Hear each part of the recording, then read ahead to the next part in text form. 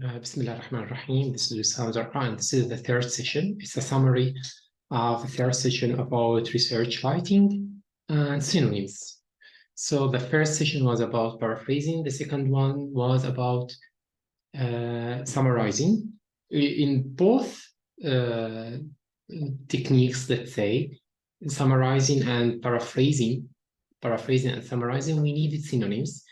But this is not the only reason why we need synonyms anyway. So let's see why we need synonyms. Let's read these two lines. General Motors is the largest motor company in the world with total revenues amounting to 15% of the global automotive market. The giant firm employs 360,000 people internationally. Here, if you notice, like in two lines, we have many synonyms. For example, here we say largest company, we say giant firm, motor, automotive. In the word global or internationally. Why we do that? Why we don't just repeat the same word? Largest company. In the word, we just say again in the word.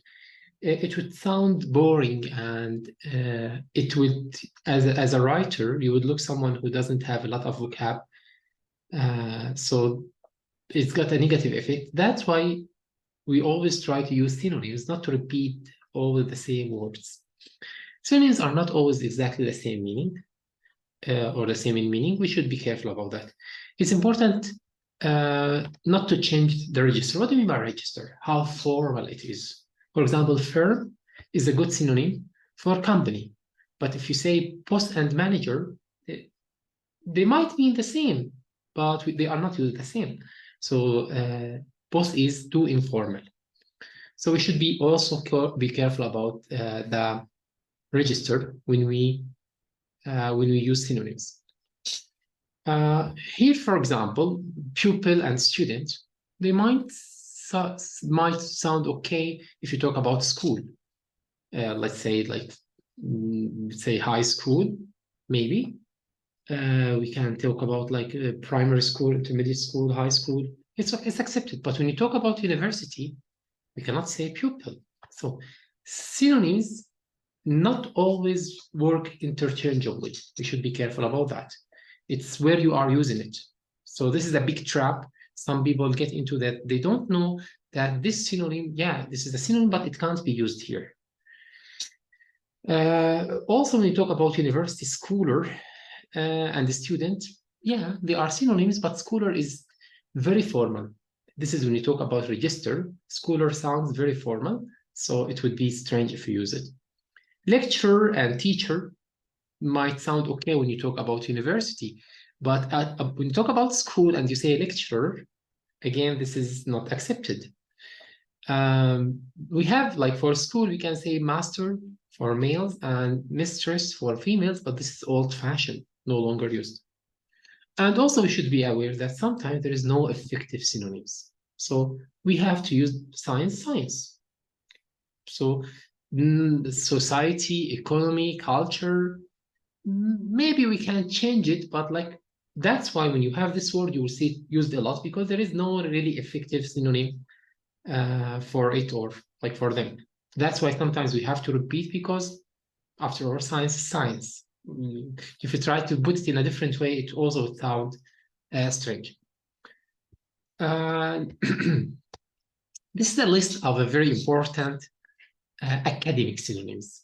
So when you like write anything in the academic field, the research, which is part of the academic field, you will use a lot of these synonyms, in fact. Goal, target, study, research. Wow, just repeat in this study, it would be boring, sometimes boring. So sometimes you say study, sometimes research. Results, findings, area, field, authority, source, benefit, advantage, category, type, component, part, concept, idea, behavior, conduct, controversy,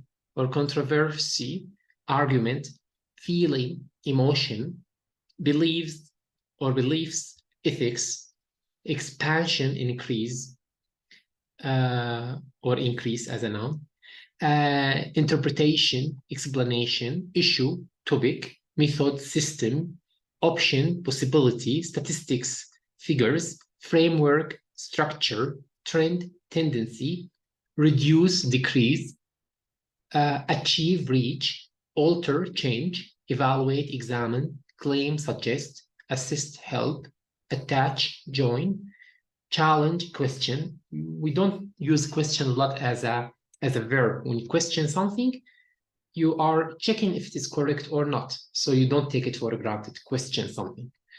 Clarity or question someone, so his authority. Clarity, clarify, explain, collapse, fall down. We said that in academic writing, let's try to avoid using phrasal verbs or like two-part verbs anyway. Concentrate, focus, confine, limit, show, demonstrate, eliminate, remove, found, establish, develop, evolve, maintain, insist, predict, forecast, prohibit, ban, return, keep, strengthen, reinforce, accelerate, speed up.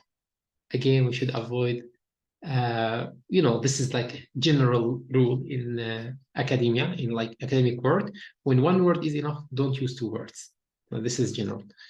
This is some exercise. How can we just change it? Again, this is great. When we say Professor Higgs questioned the findings of the research, or you say Professor Higgs evaluated maybe, not evaluate, what was questioned? Let's just check. This is question, challenged, let's say. Challenged the findings or the results of the study. Both of them are okay. The idea is that you don't use the same ones. So the idea of learning synonyms in research, like when you write a research using synonyms, sometimes you need them when you paraphrase, sometimes you need them to summarize, but you also need them not to repeat the same words in the same paragraph or like in the same study, so that you have a variety. This is the main point of synonyms. The more synonyms we learn, the better our writing becomes usually. That's all regarding synonyms. Thanks for listening.